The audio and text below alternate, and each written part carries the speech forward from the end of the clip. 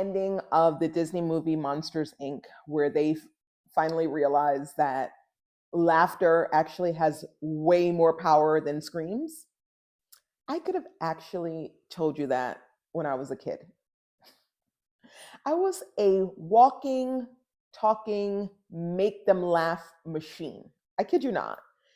And I memorized jokes and tested them out on random victims.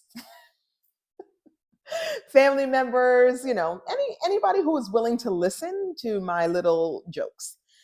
Now, I can tell you, back in the day, we used to have a 976 hotline, and one of them was 976 joke. And I would call it every day before school just so that I can get the joke of the day. What we call like now, dad jokes. But they were super cheesy, but hilarious. And my delivery is what I kept on, ramping up. Anyway, I would sprinkle them around like little bits of joy. And some people will wait for me to come in with my joke. Even the teachers, I kid you not, this was a thing. So I grew up on comedy. I loved to make people laugh. And we watched a lot of comedy in my household. Eddie Murphy was one. Okay, so he did Delirious or one of those, right? I got my ice cream and you can't have none. Pee Wee Herman's Big Adventure. Oh my gosh, I had this on VHS and I would play it over and over. It was like one, even now, just thinking about it, hilarious. Tell them Large Marge sent you. Benny Hill and Mr. Bean was so fun because Benny Hill and Mr. Bean, what made them awesome is that they didn't even really talk. It was just like humor from watching the show play out. Hilarious. Can't beat that. And I'm from New York, so definitely SNL has always been in my life. Again, Eddie Murphy was started there too. There was the Jerky Boys. And the Jerky Boys used to do phone pranks, back in the days where we had phones, either these or these. And we would call people up and, tell them, your fridge is running, you should catch it, stupid things. But they made a whole skit on phone pranks. And Uncle Freddie's dead. What? I remember when I was about 14 years old, the best comedy series on TV came out. It was called In Living Color. And it was like SNL. It was small skits, relatable more to my everyday life. But, a lot of famous people got their start there too. Def Comedy Jam with Martin Lawrence. Hilarious. And again, more big names got their start on these shows. So I grew up watching Def Comedy Jam, even though that was on HBO. So you had to pay for it or have cable to have HBO. But it made them be able to say any words that they wanted to. So that was kind of cool. So yeah, joy, humor, making people laugh, it's kind of in my DNA. Nothing that I said so far is actually what this episode is about. I'm just, storytelling, painting the picture. Here's the turn. Let me tell you why I had to remind myself about where Tiffani got this large sense of humor. When did this actually start and why did it start? And it's truly because I realized that laughter made people happy. I had to ask, how could such a good gift, again, it's mine, so of course it's good, be a problem for anyone? And then I thought, well, heck, you saw the Oscar slap. It was to one of the best comedians ever. So that answers that. Heck yeah, it can be a problem. Hello, wonderfuls. Welcome to Helpers High by me, Tiffani, your hostess with the mostest. I had to bring this to you this week because guess what I had? You got it, and it's Tiffani. So we're going to chat that because I have to share. I have to share the moment that it all clicked for me this week. Crazy different things happening, but guess what? I have full clarity and I'm coming to share it with you today. I don't know if you've heard on like social media where they're like, I was today's age old when I found out blah, blah, blah, blah, blah, blah. Well, I had one of those. And it's not, again, anything new, but it was new, but it wasn't new, but it was new. Okay, we're going to talk about it. This week, super interesting. Super interesting. But translation, not interesting at all. It was actually just timely, needed, and oh my gosh, full of Tiffani moments that I now have. In the moment, I wasn't having any Tiffani moments. Okay? All right. Last week, we talked about the disciples of Judas. And boom, this week, I met them. Which reminded me, watch what you speak because your tongue has power. I mean, we talked about them and then they appeared. Yeah, they appeared. They came for me. They came for me. Okay. So on this episode, clearly we should be talking about my millions of dollars and my good life choices that I've made. We won't be talking about that, but we should be based on how fast Judas's disciples showed up after I mentioned them. Okay, let me get back to the juicy story about this week. Now, there was some learnings and I'm much better now. Okay, just in case you were wondering. Obviously, I'm a little too better. I was today's days old when I learned that people really rely on my energy to feed them energy. Like I'm some type of avatar tree, some type of energy source. So I was like, I knew this, but I didn't know it. But I knew this. You know what I'm saying? Stick with me here. I promise it's going to get somewhere eventually. Okay, so I got perception feedback. Have any of you ever gotten perception feedback? Okay, so perception feedback is not exactly based on what you did. It's based on how the person felt you did, how the person kind of understood your intent to be. So the feedback was so far off of my entire purpose for being present. Or was it? We're going to talk about it. Because here's how I label myself. I call myself kind, empathetic, passionate, and now you know I'm hilarious. I'm super funny, but honest. And that's the part that tricks people, I think, is that when you're funny and kind and empathetic, people don't always expect you to be honest. And I think that's where I take them for a Tiffani ride. As I mentioned, I'm a born connector. Okay. You are not raised in a family like mine and not have some type of skill.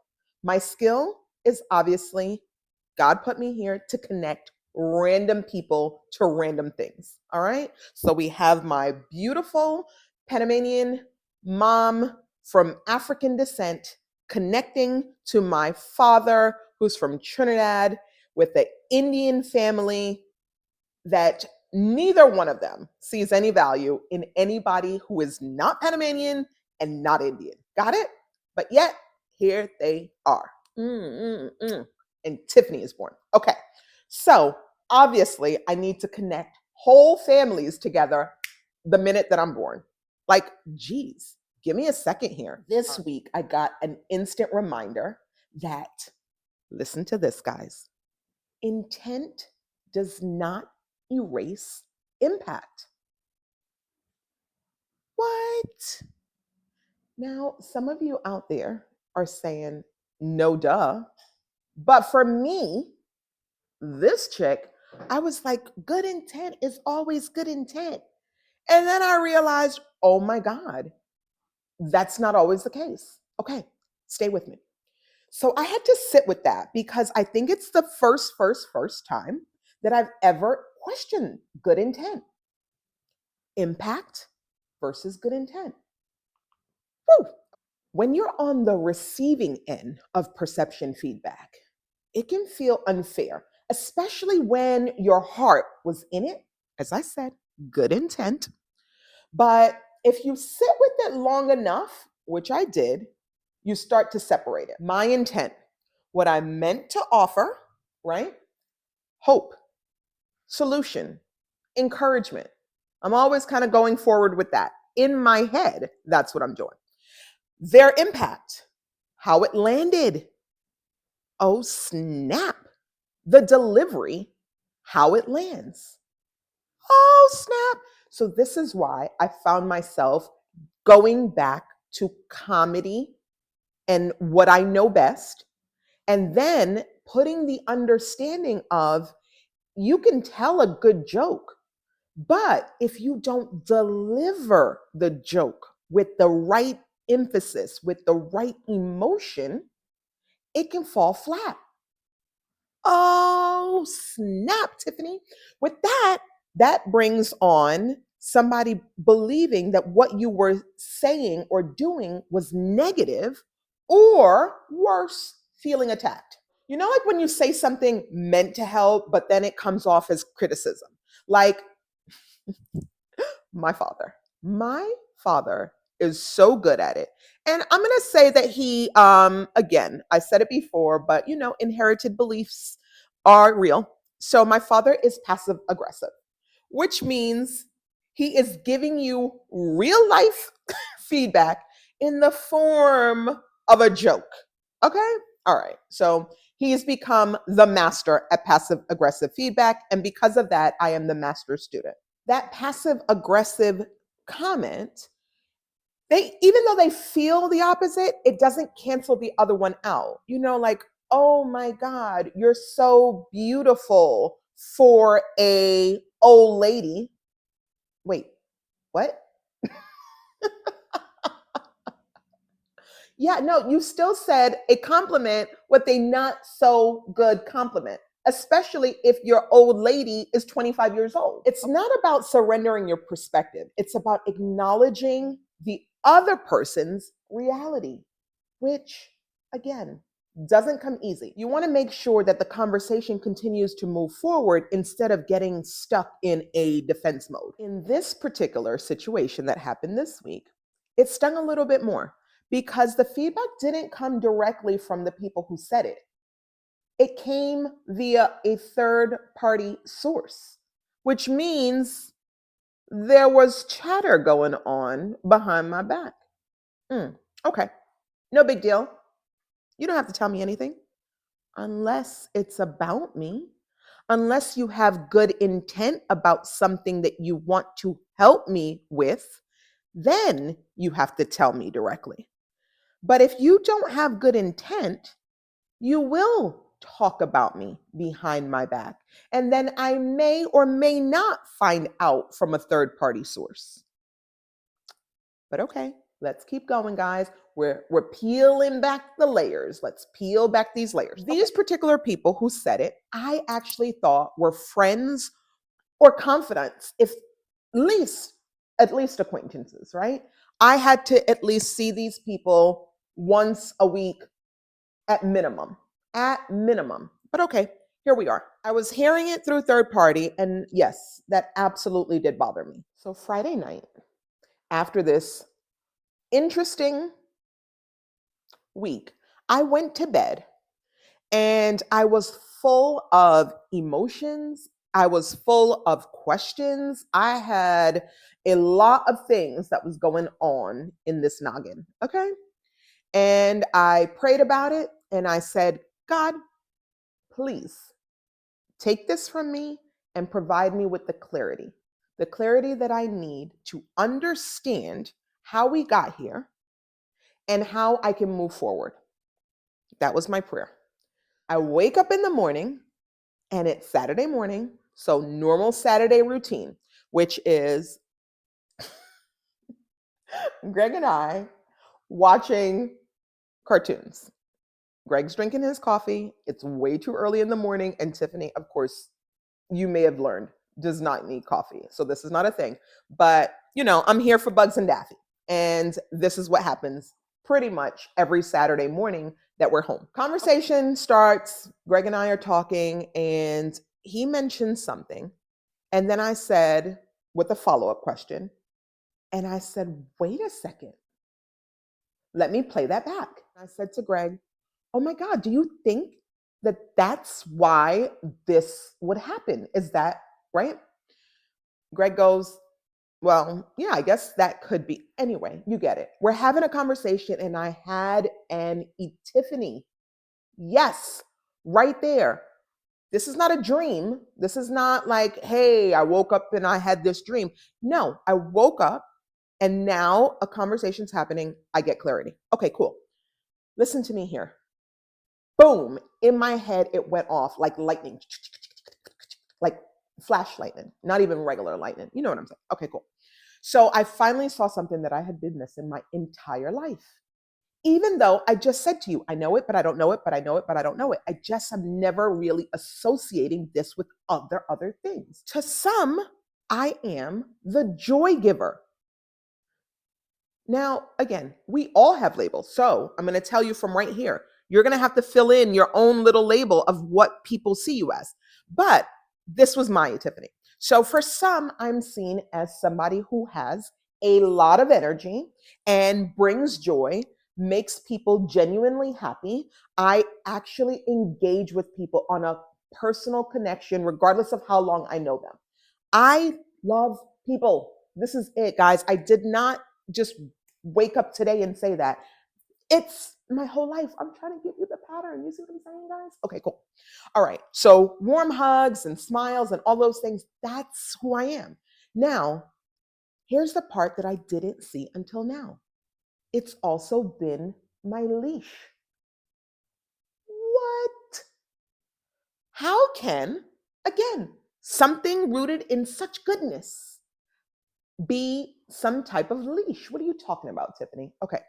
When I bring joy, I'm loved by most. Don't get it wrong. Some people think that this is way too much, but that's okay because this is episode 13 and they're not watching anymore. So they don't even know that we're here. Okay, cool.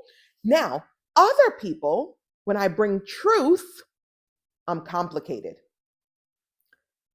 Sometimes that's that same person. Because you see me as this joy, when I actually have real situations that I need to talk about, whether it's pain, anger, frustration, or anything else, it's like, oh, something's off with her. It is. Yes, it is. How people get comfortable with you having a specific purpose in their life. Again, not new. My kids, they think I'm an ATM machine. Not really, Shayla, but Anthony, absolutely. Here's the thing. My entire family also believe that I'm a chef. I'm not, but that's a real thing. People label you for who they see you as. But a joy giver, that's not really a job. It's not really a task. So I never saw it that way before. For some, I'm a cheerleader. Others, I'm a therapist. And I kid you not, this is a real thing. But that's natural for me as well. As I shared with you, I'm connected to you. So even when you're walking around, I'm good, I'm good, I'm good, I'm good, I see that you're not because I have somehow been studying you without scary studying you, but this entire time. So I know when your actions don't align with who you really are. If I'm labeled as someone's energy booster, like that's who they are, I'm like their feel good pill, right? The second that I say, hey, you know what we should do? You know what would make this better? You know what we can add? Or I have a question. Why would we, blah. You hear it, right? What I'm saying is that I'm questioning something which puts people anytime because that sounds like change and people don't like change. Because of that, it disrupts their comfort. If I know you to be a source of energy and you just made me uncomfortable, I am now going to be labeled as something else. It could be labeled as negative. It could be labeled as a disruptor. It could be labeled as bossy. It can be labeled as aggressive. Multiple things are going to happen, but you're changing your label because I took the energy connection, that joy that you expected from me in that moment. And here's the key. They don't consciously think, Tiffany is my emotional manager. She's the one that's in charge of my mood. But that's exactly what's happening. That's exactly what's happening. You put me in a role, a duty, an assignment. So when I don't deliver, everything comes crashing down, right? If I am the chef in the house and I did not cook, what happens? There's a stir. Should we order pizza? Should we get Chinese food? Oh my gosh, check on the food. Is there leftovers from last night? Everybody now is trying to figure it out. Their discomfort gets projected onto you. And it's not, she made me feel challenged. It's, she made me feel bad. It's not the expectation. So, that's where the label comes in. And that's where you start hearing something that you yourself would be shocked at if that wasn't your intent. Take me by surprise because I don't have a moment where my intent would have went in to do that. So I shared comedy was my joy growing up. And the truth is, it still is. I love a good comedy. I haven't really seen one awesome comedy recently. And I can tell you it's probably because there's fear of being funny and what is now considered to be this cancel culture that we live in. Recently, there have been comedians who have been called to the table and asked to apologize for past jokes, things that they said years ago. This is not, again, wasn't their intent then. What are we asking them to do now? I'm not even sure how SNL is doing it. Kudos to SNL. But In Living Color could never, ever, ever be on the air in 2025. Cancel culture, seriously. They would get sued like every 8 seconds. We are in that time where things look and feel differently. People don't want to feel bad. And because of their expectations and because of our need to find comparison thinking, and man, this could be a whole nother episode on their own, but people like to be seen or around people who remind them of themselves. Yeah, I'll give you a moment for that to sink in. But because of that, when you have something that people relate to in a negative way, oh, my son is that made me feel bad. People are trying to find connection points. Years ago, again, we used to do prank calls, and people just, again, thought that they were having a good time trying to make people laugh. There's millions of ways to do it. Some people on even social media and so forth are highly successful in still continuing to do it. Thank goodness that people are still trying to bring that type of energy. But yes, we've been called to make it look and feel very different from the things that we grew up with thinking was funny. Now, Def Comedy Jam is still something that you can stream. The jokes are still funny to me. I don't think that there are comedians willing to take that level of risk anymore. When we think about comedians, we always think about it has to be haha funny. And when you get what is my father's favorite style of comedy, which is passive aggressive comedy, everyone doesn't enjoy that, right? Especially if they're relating it to themselves. Now, I can tell you my entire life growing up with all of these comedians, never, ever, never once have I heard a fat joke and thought they were talking about me. People do that these days, though. They think that if you made comments about someone who's fat, that you automatically hate all fat people, that you're insensitive, that there's nothing funny about that, all of these things. And they may be right. It's their reality, not yours. But it looks and feels differently than it used to in the past, where a joke could have had its own standalone feeling. Now it needs to be a joke that relates to multiple people. So again, kudos to the people who found a way to successfully bring humor to all of the people. I love that. So when someone is labeled as the one who makes you laugh, the one who lifts your mood, they don't always give you space to do anything else, especially speak the truth. And that is my Tiffany moment. Yes, it's not about the comedy, it's about life. It's about how we get boxed in and how stepping outside of the box makes other people feel uncomfortable, even though they have given us labels that we did not even sign up for. Now we're required to stay in this place that makes them comfortable. So this week, I was able to actually prove that theory to be true with the example of perception feedback that I was given. All feelings not based on performance, all focused on accountability or me calling out truths that other people had not come to the realization with yet, or maybe didn't understand that other people were feeling. Um, and because of that, I broke their expectation of me being the joy giver. Again, you're probably saying, what's wrong with being the joy giver? You should love that. You said you love comedy. You said you love to joke. Haha, funny. Go ahead, Miss Comedian Tiffani. But here's why that realization shocked me. Up until now, I assumed that tensions that I've had in the past or currently with people came from something about me.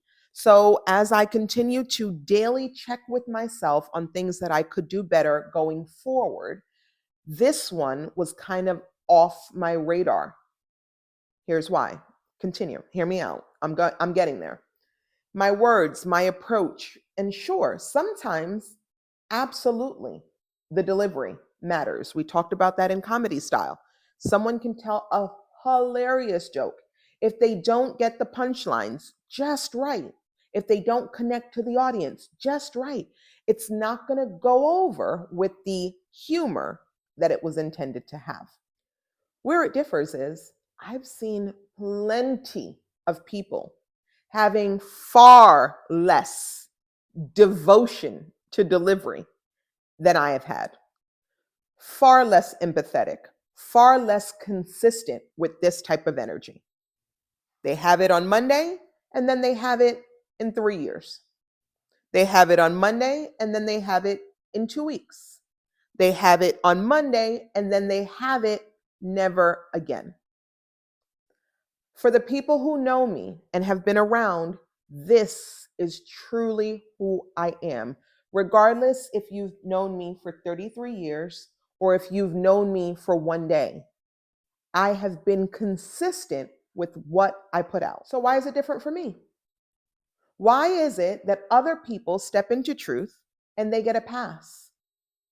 And I step into truth and I am seen as a disruptor, possibly negative, possibly changing it up. Sometimes the under the breath words are actually know your place. And people who can relate to know your place can relate. And some people can't relate. But what they don't understand is that my God puts me in my place. So wherever I am, I was meant to be there. So sometimes I'll say, sorry, but not sorry. I'm sorry that you're uncomfortable with me being here, but obviously there's a reason for me to be here. So why is it so different? Especially because the chances that you have multiple examples of Tiffani gone rogue is slim to no chance at all.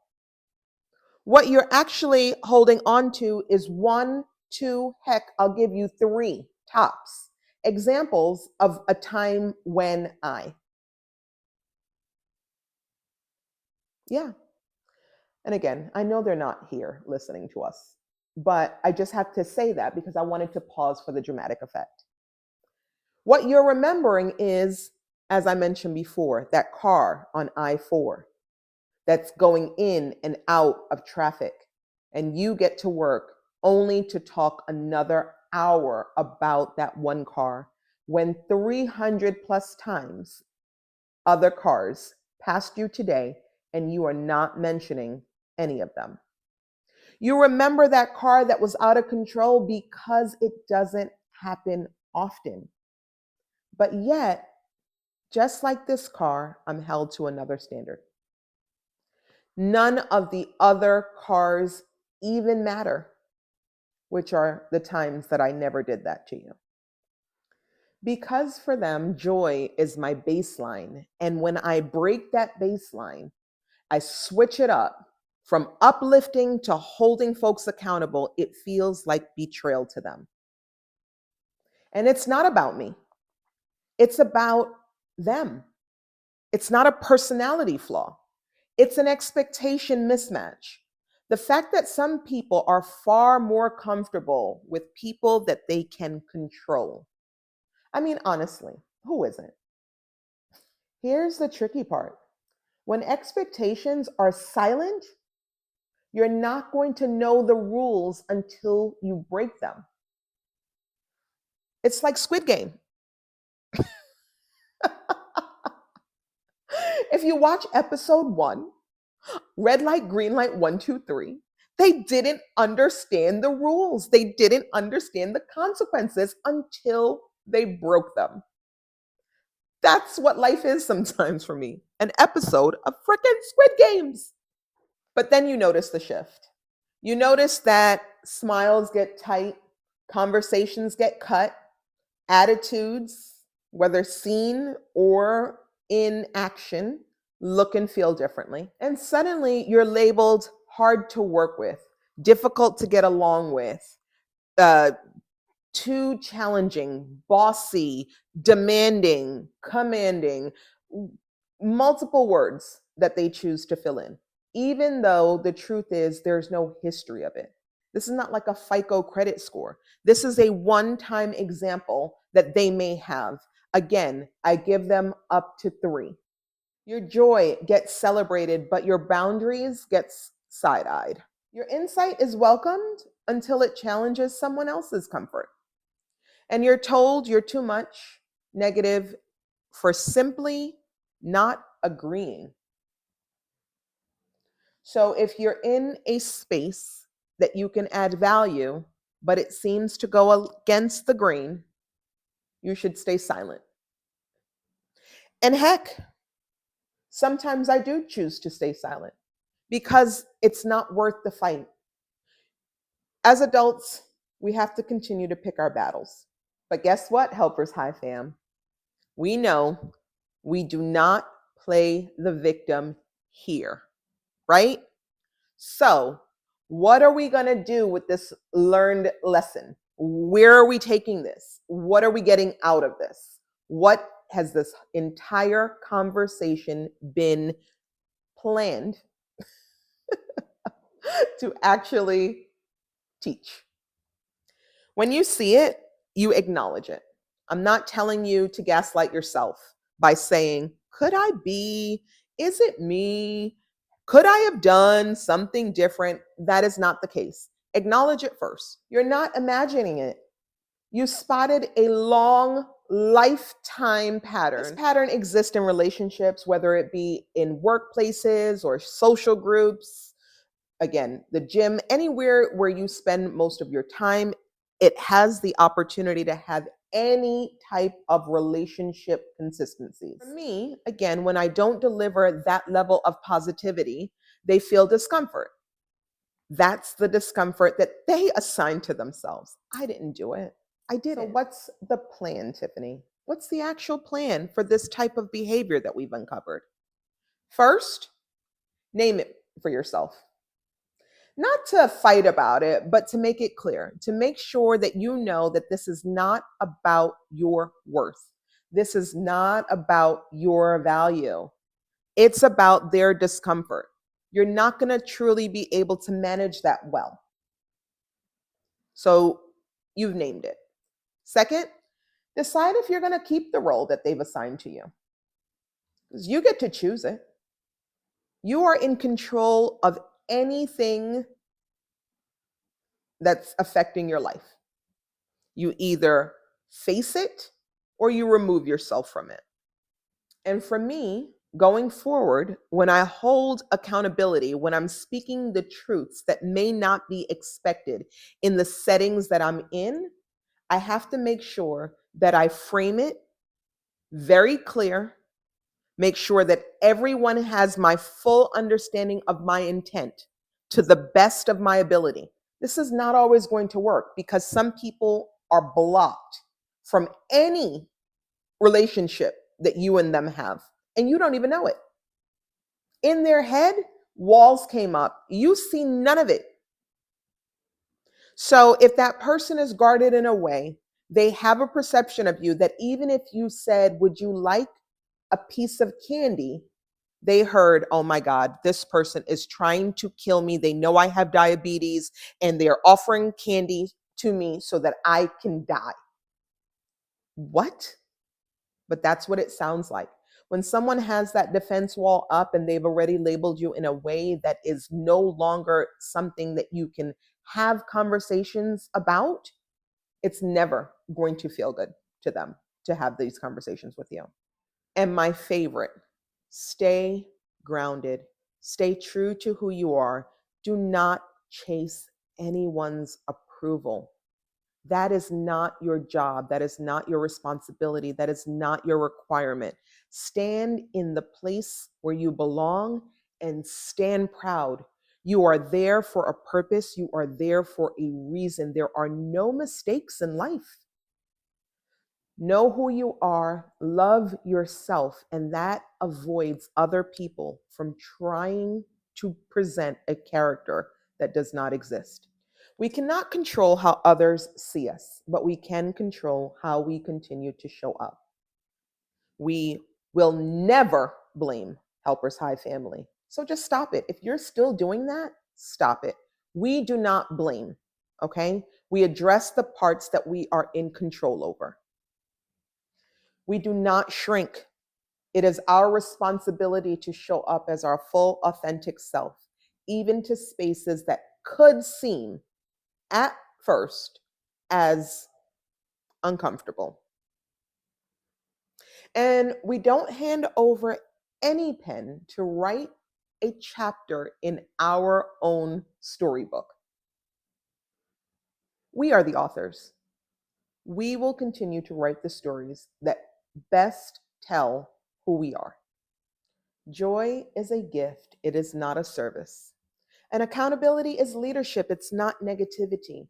You need to be able to have equally difficult conversations as well as joyful conversations with the people who are in your life. In relationships, you're going to have people who are giving you honest feedback. It should always be welcomed, but it should never be from a third party source if your intent is ever wholesome and designed to help.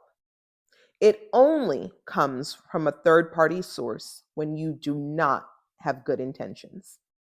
The combination of joy and accountability is real connection. But everyone is not looking for real connection. And that's not me changing. That's me choosing, me understanding, me again empathetically saying, I want to show up the way that you need me to show up. What can I do to make sure you feel good? I'm going to continue to live my life that way. So see you next time here on Helpers High by me, Tiffani. Together, we make magic.